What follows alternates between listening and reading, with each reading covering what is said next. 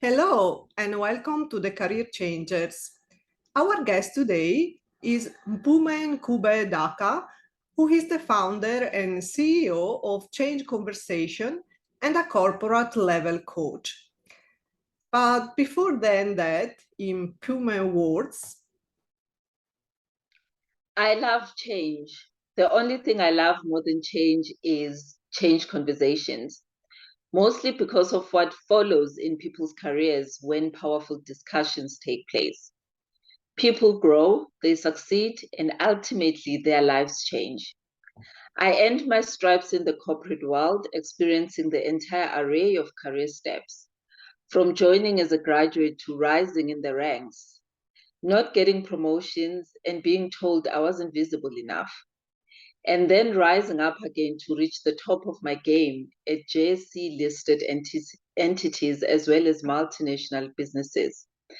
Today, I am a corporate level coach, and my joy is in growing dreams, inviting innovation, entering the world of entrepreneurship, and creating clear, achievable business strategies. Let's have a conversation, preferably one about change. hi Mpume, thank you so much for joining us today. Hi, Elisa. Thank you for having me. Oh, it's great. And it's great to hear this beautiful introduction that gives a sense of not only what are you doing today in your life, but also what is your background. And that, like the majority of people that are on the career changes, you went through a transition of change, and change is one of your favorite topic. It is, and it's weird for most people. Yeah. So let's start to discover a little bit about your background. How did you start your professional life, or better, what was your first job? So I started my professional life at Unilever. But just to give you a bit of background, I was a Unilever scholarship holder. So I started working during the university vacation. So I would do VEC work during the holidays, but I started off full time as an assistant financial accountant. So what was your dream job when you were a child? I will definitely tell you that my dream job was not in accounting. I had wanted, I had wanted to be a doctor, because I grew up in a hospital environment where my mom was a nurse and my father was a plumber at a hospital. And then what happened? What did make you change your mind? Um, I got into high school and mathematics was not kind to me.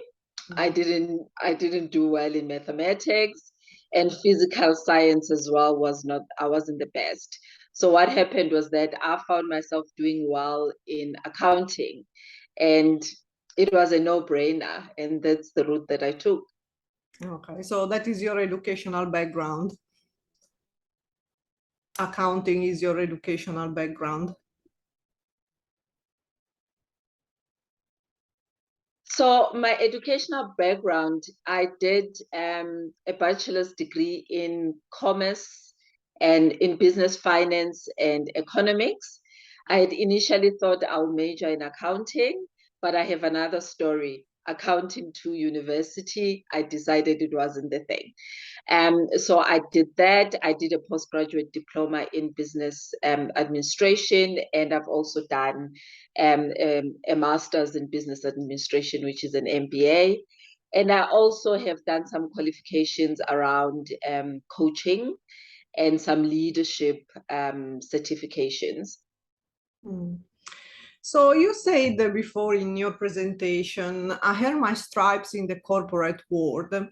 What have been the highlights of your career? Wow. Maybe focusing on the last role that I had. I worked for a pay TV broadcast company, and one of my key performance indicators, I was responsible for subscriber numbers, which was the growth of the business.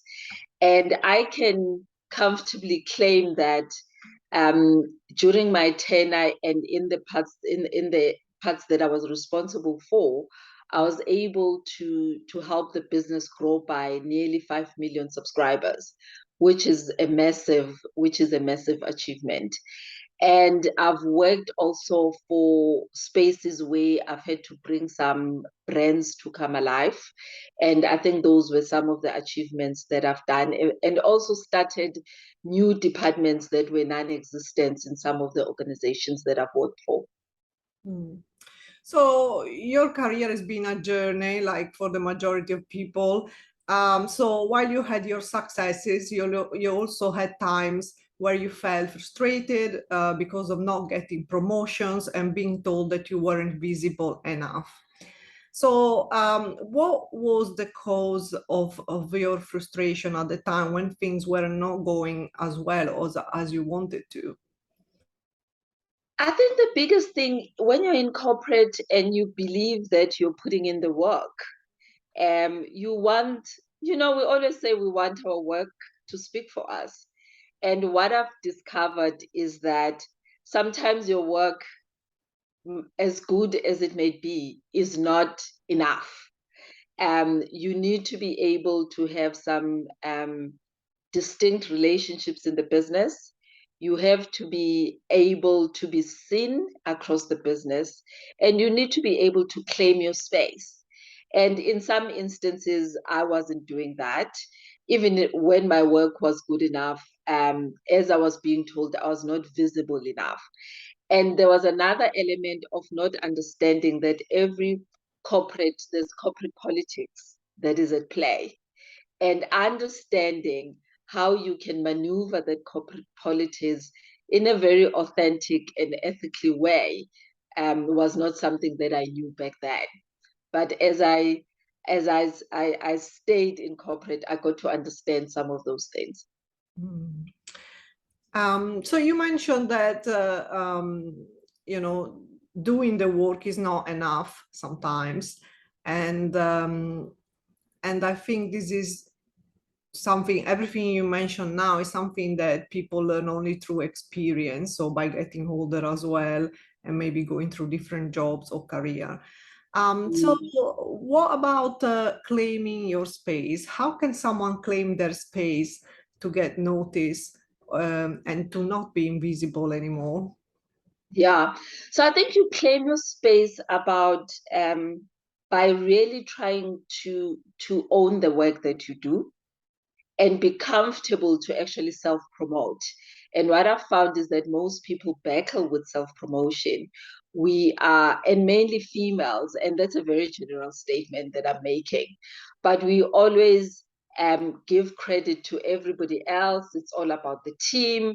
And sometimes you are not comfortable in saying, this was my contribution in this project that happened. So I think it's very important to learn to self-promote and not think that you're being arrogant by self-promoting, but what you're doing is actually showcasing and owning your work that you've put into the fore. I think that becomes one of the biggest things.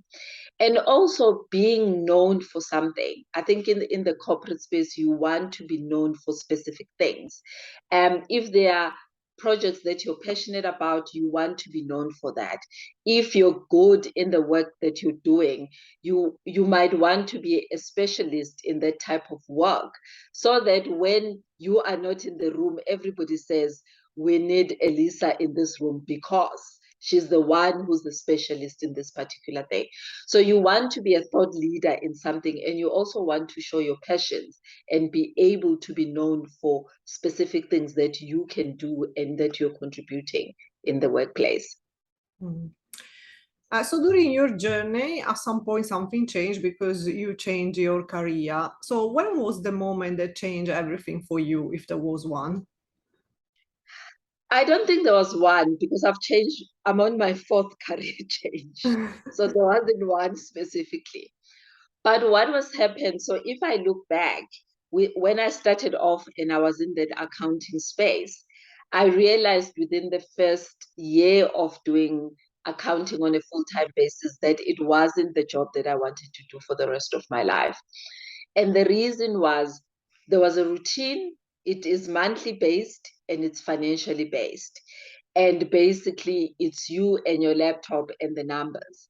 And it became clear for me that my personality didn't go with that, and the routine was not the thing that I wanted to do. So I wanted a job that had different elements to it, that had where you could also engage with people, that was very much project based. So I wanted a number of components in the job that I would do, and accounting became very clear that it wasn't going to be that.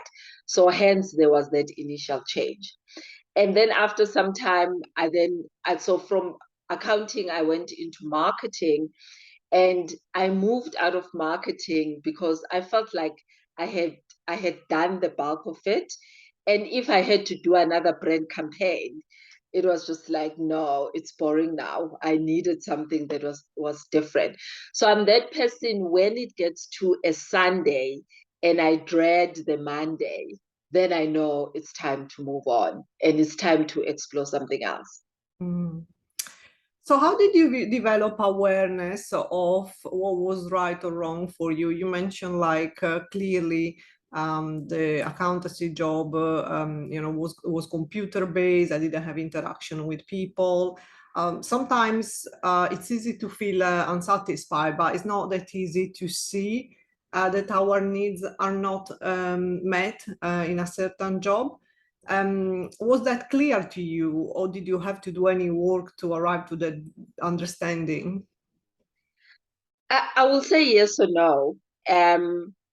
There's an element of self-awareness that I think was there, but it wasn't fully established. I was quite young, mainly with the accounting job. But I think with the other career changes that I've done, self-awareness has been big. I've matured. I've been clear about things that I'm looking for in a role, and I've been clear about the things that make me fulfilled and that make me happy. So I think I would say to anybody who feels unsettled, there's an element of you doing your inner work, understanding who you are, understanding what makes you excited, and understanding what are the things that also do not make you excited, so that when you have to make a decision, it is very clear which route that you can take. So self-awareness for me is a big thing. Mm. So what steps did you take after that realization that the different jobs were not right for you? Maybe more in the last in your last job. So it became a matter of what is the next thing. But because I was self-aware, and I had to do a number of assessments, like personality tests, just for it to be able to really help me that what I was feeling and what some of the results of those assessments were coming back with really resonated with me. So I remember one of the personality tests, the assessments that I did was an Enneagram. And that also really brought to the fore a lot of things about myself that I might have known, but I wasn't sure that it was really about me. And I think that was one component. Another component was really asking myself, where do I see myself moving forward? And what type of work would I really want to do? And what was clear was engaging with people was important to me. Having an impact on people was important to me. So those are some of the things that I then looked at to say, so what type of roles could I explore in being able to then do the stuff that I felt like really made my soul come alive. And that's how I got to some of those things. Mm. How, when, and why did you decide to create change conversations? And what is the work that you do? So change conversations, I started it when I was still working. So it became a side hustle. And this is when I had qualified as a coach, but I was still working full time. And I realized that I actually just enjoy having conversations with people. And it's all about conversations about change, about the things that they want to do. I was getting a lot of people wanting me to mentor them. And somehow, and every time I thought of a company name, change had to be in there and conversations had to be in there. And that's how the name came about. And I felt like I want to have these conversations that change people's lives. That was at the core of it all. And basically, so it's the company is, I think the company has been around for the past 4 years, but I left corporate last year, so I've been full-time in it for a year. And basically, it's all about using coaching, facilitating conversation, master classes to be able to help people to find fulfilling lives and careers. And what I'm finding as well is that I'm being pulled in a lot as well into business advisory and business coaching. So there's that element, but it's all about change. It's all about how you want to impact your life and which direction do you want to take by embracing some steps of change that you need to incorporate in your life. Sounds really interesting. And I mean, I've interviewed many coaches, but never heard of someone focuses on change conversation, and sounds really exciting. Thank you. Well, change is part of life. So of course, sometimes also we may think we want to change one thing, and then we don't realize that there are many others that we need to change to reach our desired outcome. So each of us with our choices can have a positive impact in the world. How do you feel through change conversations you're making the world a better place? So my line is, if I'm making a change or impacting one life, I think I've done my job. But ideally, I want to impact a whole lot of other people. So I think the biggest thing for me is seeing people having aha moments. It's having people getting in touch and saying, I'm battling with this. And then realizing in the midst of us having these conversations to say, it's actually not this part that I'm actually that's bothering me. There are other things. But those aha moments for me are the biggest element. And getting that note that says, thank you very much. I came to have these conversations with you on one thing, but I've found that whatever that the work that we've done has also impacted a number of other aspects of my life. That for me becomes the most exciting part. Mm. So let's talk about the world of work, as you have a lot of expertise in this sector. You mentioned a few things that are needed before, beside changing career, or when we see that our work is not paying out. So one thing you mentioned is relationship. So understanding and navigating relationship through workplace. What are some tips that you could give to our listeners? So what I've found in the workplace is you don't work in a silo. It's not just about you. And that's just the reality of any workplace. So the biggest thing is that when you're working with other people, you want to have good relationships. And some of it you can consciously be intentional about, because it might sound selfish, but you want to sometimes you execute through other people. And when you're executing through other people, you want to have good relationships with those people, because it's all about the work that needs to be done. It's about your bonus at the end of the day. And so be intentional about those things. I'm not saying be pretentious, but be intentional about those things. And when you create relationships, it's not just sometimes about the work, but it's about being humans that are connecting at a different level. So even if you're not there, you know that your work will get done because people appreciate the relationship that you have. So for me, creating those relationships becomes the most important thing. So let's make an example that you're working on a project, and there are a number of stakeholders that are in there. When you've got different relationships, and you've got good relationships, sometimes you do find when you're begging and things are falling apart, that people might prioritize your work over other people's work because there is a personal relationship that is there. So it becomes important that it's just not about work, but it's about knowing a person at a human level. When you come to somebody's desk and you ask them about their kids and their husband or their wife or their weekend, it becomes more than just about work, but it becomes about the fact that we are human beings. Mm. So what are the steps to take for a successful career change and transition? Wow, there's a number of steps, but I'll just speak to one or two at a very high level. I think the first element is you realizing why you want to have the career change and being clear about that. And once you're clear on that point, because I've had clients who come to me and say they want a career change, and when we dig deeper, you find that it's not about changing a career. There are other things that are at play. So I think being clear about that, clarity on why you believe you want career change, once that decision has been made, I think that's the first step. Two, I always say you need to believe that it's possible and not allow your limiting beliefs to actually hold you back.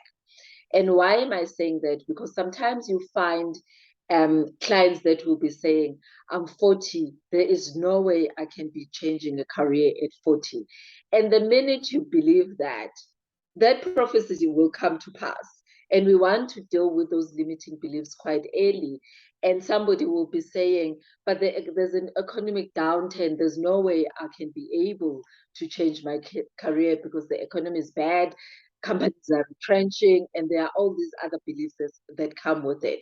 Or somebody feels that they've wasted and they've invested so much, and now having to change is impossible. So believing that it's doable, because a lot of people have changed careers and it happens. So you need to believe that it's doable. I also encourage people to actually say, which route do you want to take? You might focus on your passion and look at whether you can make money out of your passion, or you can focus on your skills. Because sometimes if you're focusing on skills and your strengths, what that makes is you are clear that I've got these skills and these strengths, and that's what will drive my career transitioning. And then you're able to do a skills transfer from that perspective. Those are the three that I think I can speak about at a very high level. Oh, that sounds really enlightening, even if you think there are only three. So, before taking a career change, generally people feel stuck. So, what is a way to unstuck yourself and eventually then decide what are the next steps or refine motivation in your existing career? Wow, that as well, it's a big topic on its own. But I think for me, when you're feeling stuck, it's also that clarity on why are you stuck, right? Because people are stuck maybe because they're doing work that is not fulfilling. People might say, I'm stuck because they're not getting a promotion. It could be so many number of things, but you need to be clear on the reason behind why you're saying you're feeling stuck. And I think once you've got that kind of bedded down, the question becomes, how do you take yourself out of this hole of feeling like I'm not moving, things are not happening the way I want them to happen? And for me, there are a number of things that you can do. That is the point where you need to challenge yourself to doing the things that might not be used to doing. Because when you challenge yourself, explore something that you might not ordinarily do, or maybe explore some creativity element that it's something that you've been wanting to do, but you have never taken the time to do it. Because when you're moving the focus into something else, then there's an excitement that comes with that, and that element of feeling stuck and demotivated starts to uplift a bit. I also say to people, also try and remember your why. What do you think you're passionate about? What is your purpose? And is there a way to then start tapping into those things that that make you excited? Because if you're then excited, you are able to start then moving out of the space of feeling stuck. I think at a high level, I can share those two things. Mm. So, what are some quick tips to improve communication in the workplace?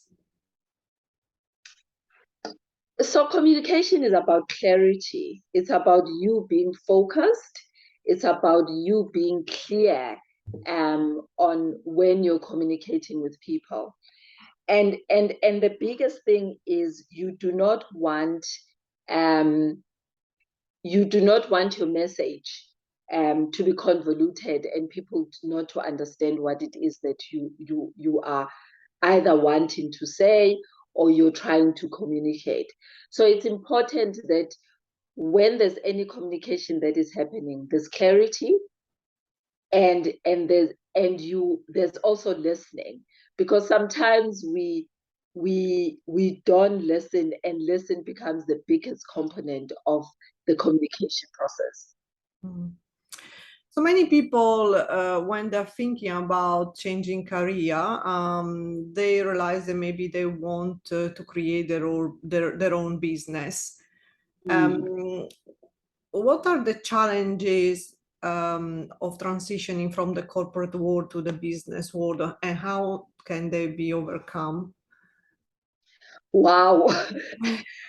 So for me, just moving from an employee mindset into entrepreneur or owner mindset, that on its own, there's a lot that needs to change. You know, within an employee mindset is I walk in, I do the work, and I walk away, and I get paid at the end of the month. In an entrepreneurship space, it's about you. It's about you. It's about you being a jack of all trades, maybe if you're starting small, because you need to then craft, check what is the need, craft the offering, and market yourself, do the ordering. Everything is focused on you, and still make the money. And I think also the biggest thing is being clear about the cash flow. When you get that money, I think the one thing that cripples most businesses is an element of cash flow. And what are the things that you need to invest in? And really asking yourself, is it necessary to invest in this now? Or do I need to let it go, and I can do it at a later stage? So there's an element of even believing that your business will succeed. So having to deal with your own limiting beliefs when it comes to a business element. But there's a huge mindset shift that you need to have. I was laughing with a friend of mine, and I was saying to her, now I have to worry about my own laptop, and if something goes haywire, there's no IT department to call and for somebody to come and fix it for me. I need to figure out all those things on my own. So you are there with yourself, and there's a lot of marketing. People need to know who you're about, what is it that you're offering, and how are you planning on solving their problem, because that's what business is supposed to be doing. Mm. So change is part of life, and this is one of your favorite topic. And so, what are the best ways to embrace change in working life instead of fighting against change? I think for me, it's seeing possibilities and seeing opportunities. And let me make an example. So somebody maybe gets retrenched or laid off, and they just felt like it's the end of the world.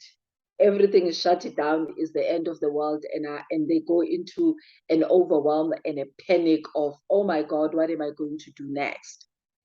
Somebody who embraces change, that incident happens, and what they see is, oh my God, there's an opportunity. I can be able now to go out and explore something else. There are other things maybe that I've always wanted to do. And now this just opens a big opportunity for me to actually explore other things. So being able to embrace change by looking at opportunities and possibilities, that for me becomes the most exciting part. There's a risk involved, but in life, there's a risk in anything that we do. And if you can see beyond that risk and not think about what if I lose, think about what if I succeed. And I think that becomes the opening statement. What if I succeed? Mm. So we're reaching the end of this episode, but we still have a few questions. So first of all, if anyone would like to reach out to you, how and where they can find you? So they can find me, I'll give two spaces. They can find me on LinkedIn, Mpume Ncube-Daka. And they can also, I'm far more active on Instagram, but on all the social media platforms, they will find me under Change Conversations with Mpume on Facebook and Instagram. So what type of advice, you gave many, but would you give specifically to someone during their journey to self-realization?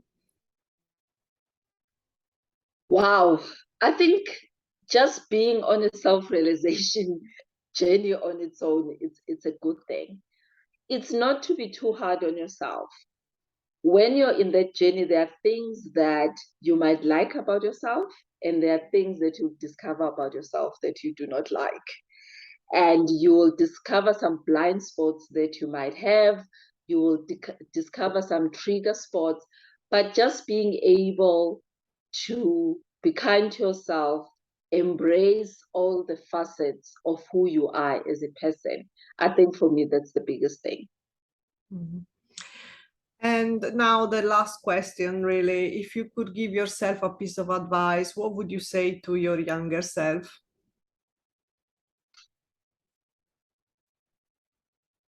The biggest thing that I've realized is starting off as a professional, I could have made different money decisions. And for me, I always say, if I were to live my life again, those decisions would be totally different.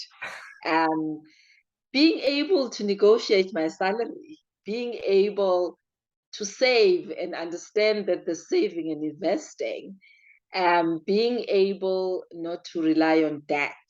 Those are the things that I would really tell my younger self to do differently. Well, thank you, Mpume, for joining us today and sharing your inspirational story and wisdom with our listeners. Thank you for having me. It was great. Thank you very much. Thanks. And the last message for our listeners, if you enjoyed this episode, remember to rate us because it's going to help our podcast to grow. And also you can subscribe to our channel so you can get notified when the next week episode is live. So thank you again. Thank you.